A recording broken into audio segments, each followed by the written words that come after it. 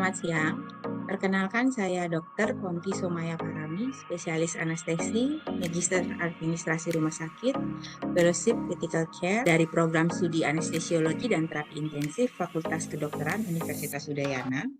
Saya akan menampilkan video mana tujuan dari video ini adalah sebagai pelengkap dalam penilaian sertifikasi dosen gelombang pertama tahun 2024, di mana video ini adalah untuk penilaian audiovisual dari unsur pengajaran. Isi dari audiovisual ini adalah secara garis besar terdiri dari A, penjelasan tentang salah satu mata kuliah yang saya berikan kepada peserta didik di Prodi Anestesiologi dan Terapi Intensif, meliputi delivery, interaction, dan assessment. Di sini akan dijelaskan penjabaran dari RPS tentang deskripsi mata kuliah, tentang kemampuan yang diharapkan dari peserta didik, tentang materi pembelajaran, tentang sistem pembelajaran atau mode perkuliahan, metode pembelajaran, tentang interaksi antara dosen dan mahasiswa, serta sistem penilaian mata kuliah, termasuk teknik dan indikatornya. Serta akan disampaikan juga dalam audiovisual video ini rekaman dari proses pembelajaran dari mata kuliah tersebut. Sesuai dengan surat tugas dari Dekan Fakultas Kedokteran Universitas Udayana, dalam rangka penyelenggaraan pendidikan dan pengajaran di program studi anestesiologi dan terapi intensif, saya ditugaskan sebagai pengampu mata kuliah emergensi medicine 3 dengan jumlah 2 SKS yang akan diperoleh pada saat peserta didik berada pada semester 6. Deskripsi mata kuliah adalah peserta didik program studi spesialis anestesiologi dan terapi intensif. Deskripsi dari mata kuliah emergensi medicine 3 seperti yang kita lihat pada RPS, potongan RPS yang ditampilkan pada layar ini adalah bahwa peserta didik di program studi spesialis anestesiologi dan terapi intensif dapat melakukan pengelolaan perioperatif pasien dengan pembedahan darurat mulai dari pra-rumah sakit, kemudian di rumah sakit, termasuk pengelolaan di unit gawat darurat, di kamar bedah, ruang pulih sadar pasca anestesi, ruang rawat inap, unit terapi intensif, dan lainnya, serta mampu melakukan pengelolaan lanjutan pada pasien trauma dengan pembedahan dan pengelolaan pasca bedah. Kemudian kemampuan yang diharapkan pada sikap diharapkan di sini seperti yang tampil di sini. Kemudian dari aspek pengetahuan, di sini dengan singkatan P, peserta didik memiliki pengetahuan dasar yang lebih lanjut dari ilmu anestesi secara komprehensif, kemudian dapat melakukan tata laksana yang ada, kemudian dapat menjelaskan masalah yang dapat terjadi selama pembedahan, baik berkenaan dengan posisi prosedur dan obat, dapat menjelaskan pemeriksaan perioperatif pada pasien dengan komorbid atau gangguan fungsi organ, kedaruratan kardiologik perioperatif, kemudian pengelolaan lanjutan dari kedaruratan medis, seperti gagal nafas akut, asma akut, PPOK, hipertensi, dan lainnya, serta dapat melakukan resusitasi jantung paru otak secara komprehensif, mampu melakukan tata laksana pasien trauma dalam kegawatan yang mengancam nyawa atau cacat, mampu mengenali tanda dan gejala yang mengancam jiwa, serta dapat menjelaskan indikasi, kontraindikasi, teknik, dan komplikasi, serta pemasangan dan interpretasi dari hasil pemantauan hemodinamik invasif, dapat melakukan pengelolaan jalan nafas dengan melakukan intubasi, pemasangan laryngeal mask airway atau needle cricothyroidotomy, serta dapat mengidentifikasi tanda dan gejala yang mengancam nyawa pasien akibat gangguan pernafasan kardiovaskuler, SSP, gangguan keseimbangan cairan, asam basa, dan elektrolit, infeksi berat, serta gangguan homeostasis, krisis metabolik, endokrin, dan gangguan fungsi ginjal dan hepar. Selanjutnya, kemampuan yang diharapkan dari keterampilan khusus disingkat dengan KU, dijabarkan di sini. Yang pertama, ketepatan bekerja di bidang keahlian pokok atau profesi untuk jenis pekerjaan yang spesifik dan kompleks, serta memiliki kompetensi kerja yang minimal setara dengan standar kompetensi profesi yang berlaku secara nasional atau internasional. Kemudian KU yang kedua adalah ketepatan melakukan evaluasi secara kritis terhadap hasil kerja dan keputusan yang dibuat dalam melaksanakan pekerjaan profesinya baik oleh dirinya sendiri, sejawat, atau sistem dan institusinya. Kemudian dapat bekerja sama dalam bentuk tim secara harmonis untuk pelayanan yang optimal. Kemudian mampu mengenali keterbatasan pribadi, potensi, dan wewenang, serta mengikuti berbagai bentuk kegiatan ilmiah untuk mengembangkan diri.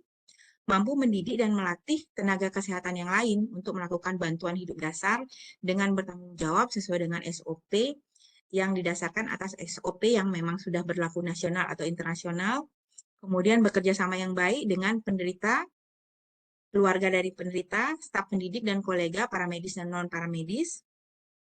Kemudian mampu berkomunikasi efektif, baik secara horizontal maupun vertikal, baik dengan pasien, keluarganya, sejawat lain maupun dengan atasan dan dosen, dapat berlaku sebagai health provider yang profesional dan komunikatif, baik secara vertikal maupun horizontal, serta dapat melakukan berbagai prosedur anestesi dan tata laksana pasien kritis atau prosedur spesifik terkait dengan kardiotorasik dan tata laksana pasien kritis sesuai dengan SOP yang mengacu pada prosedur baku yang berlaku internasional, serta dapat bekerja sama dalam bentuk tim yang harmonis untuk mendapatkan pelayanan yang optimal. Rangkaian pembelajaran lulusan yang terakhir yaitu keterampilan khusus adalah diharapkan peserta didik dapat melakukan anestesi pada bedah emergensi tingkat lanjut, dapat berkomunikasi pada penderita atau keluarga, staf pendidik dan kolega, paramedis dan non-paramedis secara jujur, terbuka, dan baik, mampu melakukan tata laksana bantuan hidup dasar dan bantuan hidup lanjut secara benar dan komprehensif,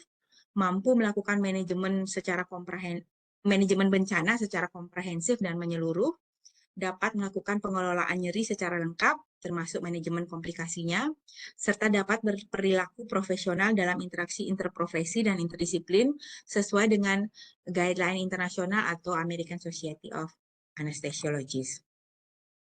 CPL ini akan diturunkan dalam CPMK, kemudian akan dijabarkan dalam sub CPMK, di mana sub CPMK dibagi menjadi kemampuan peserta didik di minggu pertama dan minggu kedua dengan indikator seperti yang tertampil pada layar. Kemudian akan saya lanjutkan dengan materi pembelajaran yang dicantumkan dalam RPS. Di sini ada bahan kajian dari modul 38, di mana itu adalah modul tentang pemantapan dan pendalaman anestesi. Kemudian materi pembelajaran juga ada buku teks yang tersedia soft copy dan hard copy pada perpustakaan Prodi. Kemudian ada PowerPoint. Dan ada video pembelajaran dari YouTube dengan link yang kita jurnal-jurnal juga dengan link yang tertera pada PDF RPS. Selanjutnya ini adalah potongan dari modul 38 dengan judul pemantapan dan pendalaman anestesi untuk mata kuliah emergency medicine 3, sistem dan metode pembelajaran. Di sini bentuk dan metode pembelajaran akan terbagi menjadi sistem pembelajaran online dan sistem pembelajaran tatap muka, di mana secara online peserta didik akan bertemu melalui Webex meeting, di mana pertemuan ini dilakukan pada pagi dan sore hari. Kemudian peserta didik juga melakukan belajar mandiri, mempelajari bahan-bahan pembelajaran yang tersedia. Kemudian ada tugas terstruktur dengan membuat dan melengkapi form evaluasi pra-anestesi dan form persiapan anestesi. Kemudian pertemuan tatap muka akan berlangsung dengan cara pertemuan pada pasien langsung, di mana akan dilakukan bedside teaching di kamar operasi di ruang instalasi gawat darurat dan juga di ruang IGD itu sendiri. Kemudian akan langsung diikuti dengan praktik kerja di kamar operasi, instalasi gawat darurat, dan di ruang IGD. Seluruh sistem dan metode pembelajaran ini akan berlangsung selama 2 minggu, di mana tugas mandiri akan terdiri dari 20 kali 120 menit, dan tugas terstruktur terdiri dari 20 kali 60 menit, dan evening report atau evaluasi dan persiapan pra-anestesi akan dilakukan via Webex selama 20 kali 60 menit. Media pembelajaran akan terdiri dari penggunaan komputer dan gadget, serta akses internet untuk pembelajaran online, serta dilakukan pembelajaran tatap muka, akan langsung pada pasien, akan menggunakan form, menggunakan checklist, dan menggunakan obat, alat, dan monitor anestesi emergensi di ruang UGD dan di kamar operasi. Interaksi antara dosen dan mahasiswa akan berlangsung secara online dan tatap muka sesuai dengan RPS, di mana interaksi online melalui Webex meeting pada saat diskusi setelah peserta didik melakukan evaluasi preoperatif, pada saat evening report, atau pada saat diskusi setelah peserta didik selesai bertugas jaga di IGD untuk kasus emergensi. Interaksi secara tatap muka juga berlangsung setiap hari di rumah sakit, di mana ini adalah interaksi yang paling banyak dilakukan base dimulai dari pagi saat bertugas di kamar operasi dengan melakukan bedside teaching dan praktek kerja langsung di kamar operasi dan ICU UGD. Kemudian selanjutnya adalah sistem penilaian mata kuliah, teknis dan indikatornya. Jadi asesmen pembelajaran akan 40% dinilai dari proses pembelajaran, 35% dari proses hasil pembelajaran dan 25% dinilai dari sikap. Untuk proses pembelajaran menggunakan pretest, kemudian untuk hasil pembelajaran juga akan menggunakan di sini akan menggunakan CBT dan OSCE. Juga akan digunakan beberapa instrumen workplace based untuk melakukan assessment seperti CBD pada proses pembelajaran, kemudian ada juga ACX, BPS dan DOPS. Pada proses pembelajaran akan ditampilkan cuplikan rekaman sebagai materi pembelajaran mandiri bagi peserta didik berupa PowerPoint dari mata kuliah Emergency Medicine 3 dengan topik resusitasi jantung paru atau cardiopulmonary resuscitation. Video ini juga dapat disaksikan melalui link YouTube yang ditampilkan di bawah ini.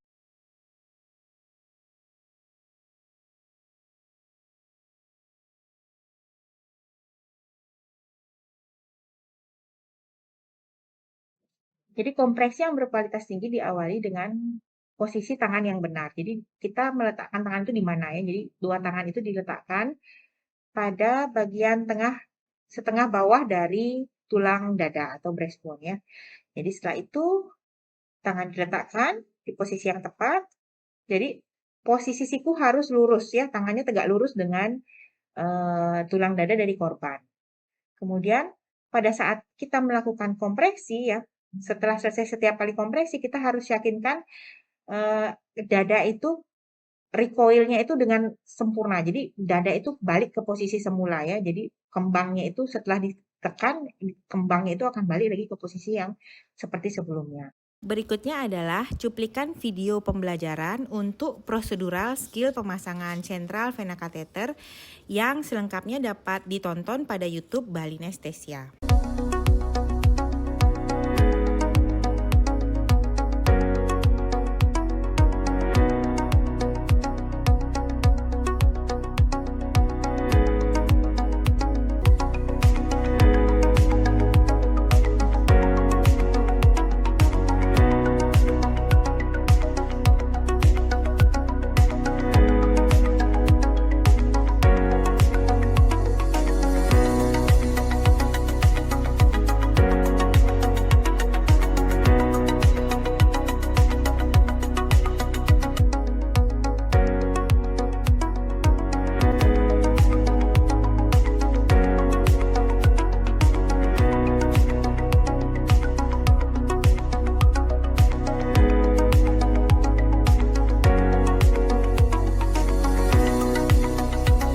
Baik, selanjutnya akan kita saksikan cuplikan video interaksi antara dosen dan mahasiswa saat melakukan pembelajaran online dengan melaksanakan diskusi evaluasi pasien, evening report melalui Webex meeting.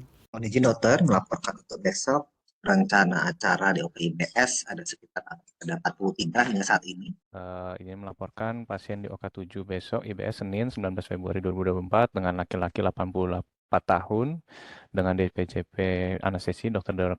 Dewa Ayuma Sintia Dewi SPHNTI dengan DPJP BDA Dr. Iwayan Suryanto Dusak SPOT dengan diagnosis close fracture right neck femur garden type 3 dengan COPD rencana hemiatropasti bipolar. Dari anamnesis, pasien datang sadar diantar oleh ambulans dengan keluhan nyeri pada tangan kanan, paha, dan lutut kanan sejak 5 jam SMRS karena terjatuh terpleset di rumah.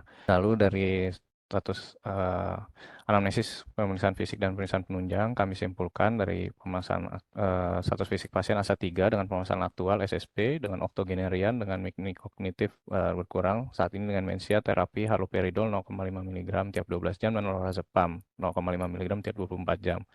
Dari respirasi didapatkan pneumonia dengan PPOK dengan klinis RR 18 kali per menit. Didapatkan rongki pada kedua paru, saturasi 99% dengan nasal kanul 2 liter per menit. Lalu dari kardiovaskular didapatkan CHF fungsional kelas 2 dengan suspek CAD, dengan dari urogenital severe kidney impairment dengan creatinine clearance test 23 ml per menit.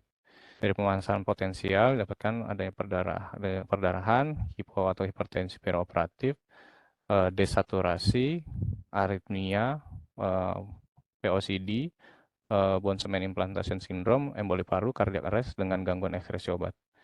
Untuk dari kondisi pembedahan, lokasi di femur kanan dengan posisi right lateral lip cubitus dengan durasi 3-4 jam dengan manipulasi dari perdarahan. Dari persiapan pra-anestesi, lakukan informed consent, fase preoperatif, statics, dipasang IV line bor besar 2 jalur dengan obat anestesi dan emergensi, lalu amprah darah PRC 4 pack, set spinal, set epidural, set atrial line, vasopresor inotropik dengan amprahkan MTI dengan nebulizer satu respul in heaven pagi hari pukul 6 dengan methylprednisolone 62,5 mg IV pukul 6. Sebelum dilakukan pembiusan spinal, maka kami akan lakukan pemasangan arterial line dahulu. Lalu pasien dimosisikan miring ke kanan, dilakukan tindakan aseptik. Lalu kami akan melakukan spinal anestesi dengan insersi di L3 L4 dengan bupivacain heavy 0,5% 5 mg dengan lateralisasi. Lalu selanjutnya epidural dipasang setinggi L2 L3 dengan kateter masuk 5 cm dengan target tip torakal 12 sampai L1, dermatom torakal 12 sampai L5 dengan osteotom L2 sampai 5. Dengan regimen bupivacain plain konsentrasinya 0,25%, volume 10 ml. Lalu pada jalur IV line kedua kami siapkan juga untuk pemberian vasokonstriktor. Dari maintenance dengan O2 nasal kanul dengan 3 liter per menit dengan epidural bupivacain 0,25%, volume 5 ml setiap 120 menit. Dengan medikasi lain ondansetron 8 mg dan asam tranexamat 1000 mg. Pasca operasi analgetik akan kami gunakan bupivacain konsentrasi 0,0625% dengan morfin 0,3 mg dengan volume 10 ml tiap 10 sampai 12 jam dengan paracetamol 1000 mg tiap 8 jam intravena, dan post operasi kami rencanakan ke ICU. Kamu ada mau ambil AGD nggak kira-kira buat pre-op? Sampun, Dok. Sampun kemarin Nah, yang sempat lihat pasiennya juga kemarin dan hari ini. Kemarin saya minta oh AGD ini. untuk pasiennya. Oke, Iya. ini AGD-nya ya. Iya. CO2-nya berapa? CO2 44, Dok. Niki dengan nasal kanul 2 liter, Dok. Ini nanti ditulis ya, dengan nasal Iya. kanul 2 liter ya, diambil hari ini ya. Pasca pemberian steroid berarti kan? Iya, Dan pasca terapi. antibiotik ya. Ya, pasca terapi dari paru. Oke. Ya, terus yang kedua pasiennya ada apa tadi lagi, balik lagi ke depan? CHF, suspek CAD, Dok. Parunya kayaknya sudah ini. Enggak, SSP-nya dulu. Oh ya, SSP geriatri, SSP-nya Dok. pasiennya ada apa? Geriatri. Iya, geriatri dengan Terus? demensia, Dok. Didiagnosa demensia oleh spesialis saraf sebelumnya, Dok. Dapat terapi lorazepam sama haloperidol. Niki dari psikiatri melanjutkan saja, Dok, dari terapi rutinnya. Di pre-op-nya masalahnya sesuai dengan ini ya. Jangan demensia aja ya, karena ada Oh, ya. deliriumnya ditulis ya, Siap. tulis Ya. delirium bertumpang tindih dengan demensia. Jadi nanti kalau post-op dia gaduh gelisah, dia bukan deliriumnya, bukan post-op-nya, bukan karena post-op-nya saja. Sebelumnya dia memang sudah ada deliriumnya gitu. Ya, ditulisnya seperti ini, persis seperti ini. Ya, diagnosisnya ya. Jadi urogenitalnya memang ada riwayat Sistem BPH urogenitalnya. dengan kecurigaan AKI DD-CKD gitu. Cuman kreatinin memang 2,04 untuk dari urin memang sudah, karena kemarin yang sempat ke sana sempat ditampung sekitar 1 botol, masih ada, Dok, 1 botol aqua itu ditampung kemarin, Dok. Berapa cc per kilo? Dan kalau misalnya pasiennya ada masalah di fungsi ginjalnya udah kelihatan naik, yang kamu bisa lihat kan GUN-SC, ELFG, kamu hitung CCT-nya kan hampir mirip tuh, kayaknya pasiennya CKD deh Memang. ini. Apalagi dengan BPH sudah berapa lama? Udah 5 tahunan. Enggak. Kalau untuk urin memang agak keruh sih, didapatkan 0,4 cc per kilo, masih kurang sedikit, Dok. UL-nya kamu ambil? UL belum diperiksa untuk UL. Boleh dilihat UL-nya nanti, kalau di situ ada kelihatan ada protein gitu ya, di situ kan bisa dilihat, artinya dia memang masalah ginjalnya memang udah lama. Gitu. Dijelasin ke keluarganya kalau memang mau benar-benar puasanya benar-benar minimal dari puasa kemarin itu sama sampai besok mau mulai itu udah diganti ininya apa namanya Cukupan puasanya. Ya, memang sih kamu nanti spinal dulu sedikit ya, aku juga setuju ya, spinal dulu sedikit gitu ya. Saya setuju juga kayak gitu, nggak langsung epidural murni ya. Nanti epiduralnya buat top up atau buat apa namanya analgetik post op. Saya setuju sih dengan ini. Siap ada JP Dr. Cynthia ya. Dr. Cynthia Dewi. Saya setuju. Nanti kalau pakai semen apa Danu yang mau dikerjakan? Apa yang bisa kamu antisipasi? Izin, Dok, untuk dari persiapan untuk semen memang kami akan besok pagi akan kami evaluasi untuk baseline hemodinamik dari pasien, tensinya juga, dan dari dokter DPJP kami juga evaluasi untuk yang masalah PPOK ini gitu. Lalu untuk dari baseline ini kita lihat pada saat nanti intraoperatif kan kami persiapkan untuk pasang arterial line. Dari arterial line ini sebelum masuk semen maka akan kami berikan standby untuk vasokonstriktor nih dok, dengan kemungkinan kita akan menaikkan MAP mungkin sekitar 20% dari baseline pasien. Dan kita jaga untuk tetap MAP-nya agak sedikit meningkat sehingga tidak menimbulkan sehingga untuk terjadi pencegahan vasodilatasi yang berlebihan akibat dari semen itu sendiri, dok. Dan juga untuk pada saat persiapan akan dilakukan semen, kami juga double set untuk GA nih dok, persiapan untuk secure airway pada saat apabila terjadi sesuatu seperti bone cement implantation syndrome. Ada pasien yang MAP-nya boleh range-nya 20% ya, Danu ya, tapi pada pasien-pasien tertentu dia nggak bisa reserve-nya segitu. Kan pertanyaannya gini, kamu seberapa mau monitoring, seberapa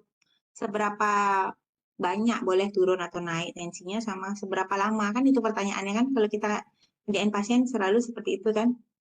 Kalau pasien reserve-nya bagus, mungkin nggak apa-apa 20%. Iya dokter. Sementara dari satu pasien ini dok yang paling berpotensi mengalami berburu. Mohon izin apabila boleh kami tutup dari acara Evening Report pada malam hari ini dokter. Ya boleh. Ya Iya. Demul, silahkan di ini.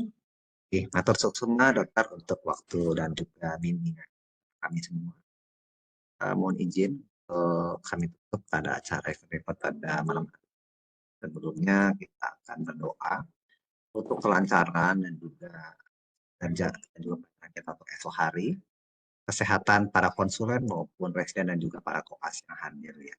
Oke, mohon izin untuk memulai doa. Terima kasih dokter dan waktunya. Terima kasih ya, saya end meeting ya. Selanjutnya akan ditampilkan cuplikan kegiatan pembelajaran berupa bedside teaching dan praktek kerja bersama peserta didik dari mata kuliah emergensi medicine 3.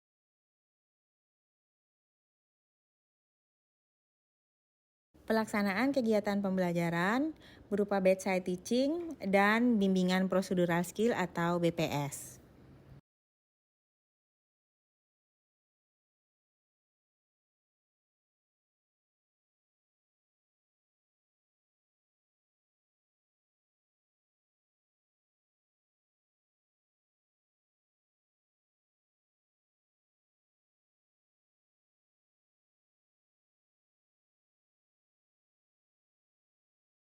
Berikut ini adalah kegiatan penilaian pembelajaran dengan menggunakan instrumen Direct Observational Procedural Skill atau DOPS.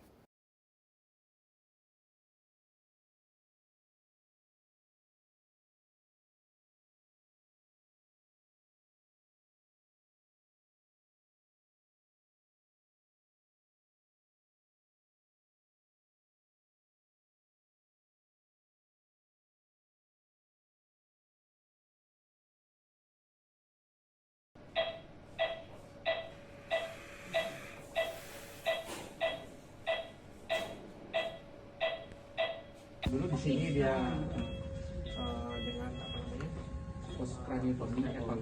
Kegiatan pembelajaran dengan melaksanakan bedside teaching di ruangan intensive care unit. Motoriknya atas tuh 2 sampai 3 dok, tapi kalau yang kiri 1 dok.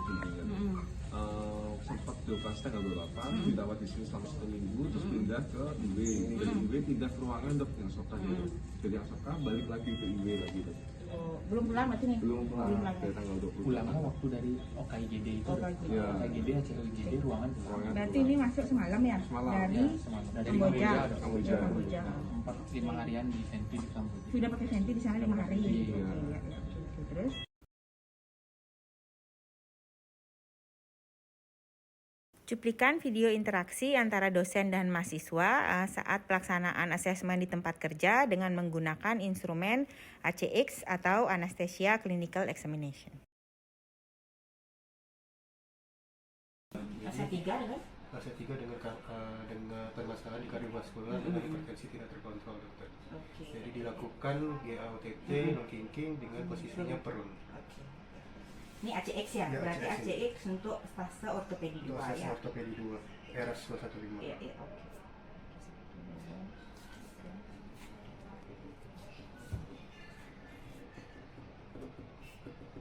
Oke.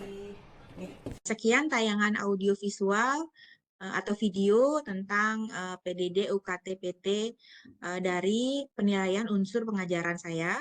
Atas waktu dan perhatiannya dalam menyaksikan tayangan tadi, saya ucapkan terima kasih.